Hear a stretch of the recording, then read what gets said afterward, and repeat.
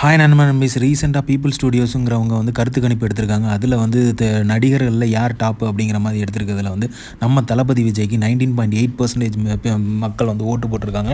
So அந்த அளவுக்கு தளபதியை வந்து ரசிச்சிருக்காங்க. அதே மாதிரி கட்சியை வந்து யார் டாப்பு, யார் வந்து பிரபலமாக இருக்காங்க அப்படிங்கிற மாதிரி இருக்கும்போது நம்ம தமிழக முதல்வரை வந்து ஃபஸ்ட்டு போட்டிருக்காங்க. செகண்ட் வந்து ஆப்போனண்ட் டீம் தலைவரான எடப்பாடி பழனிசாமி சாரை போட்டிருக்காங்க. அதுக்கப்புறம் வந்து நம்ம நாம் தமிழர் கட்சி சீமான் சார் போடுறோம். ஃபோர்த்தாக நம்ம தளபதி இருக்கார். இன்னும் அரசியல் கட்சி வந்து அனௌன்ஸ் மட்டும்தான் பண்ணியிருக்காரு. ஆனால் அதுக்குள்ளே 4th பொசிஷன் ரீச் பண்ணியிருக்காரு நம்ம தளபதி.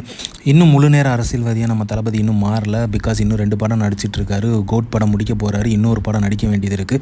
ஸோ இன்னும் முழு நேர அரசியல்வாதி ஆன பிறகு மக்கள் மனசில் இன்னும் ஒரு ரெஸ்பான்ஸ் வந்து பயங்கரமாக இருக்கும். அவர் நேராக பேசும்போது இன்னும் வந்து மக்களிடையே வந்து இடத்த பிடிப்பார் அப்படிங்கிற நம்பிக்கை இருக்குது. ஸோ வந்து இந்த அளவுக்கு ஒரு வளர்ச்சியை தொட்டிருக்காரு அப்படின்னா ஜஸ்ட் கட்சி ஆரம்பித்ததுக்கு இந்த ஒரு வளர்ச்சினா வந்து இது ஒரு இமாலய வளர்ச்சி தான். ஸோ இது வந்து கண்டினியூ பண்ணணும். இந்த கன்சிஸ்டன்சியை வந்து மெயின்டைன் பண்ணுவார் அப்படிங்கிறது தெரியுது.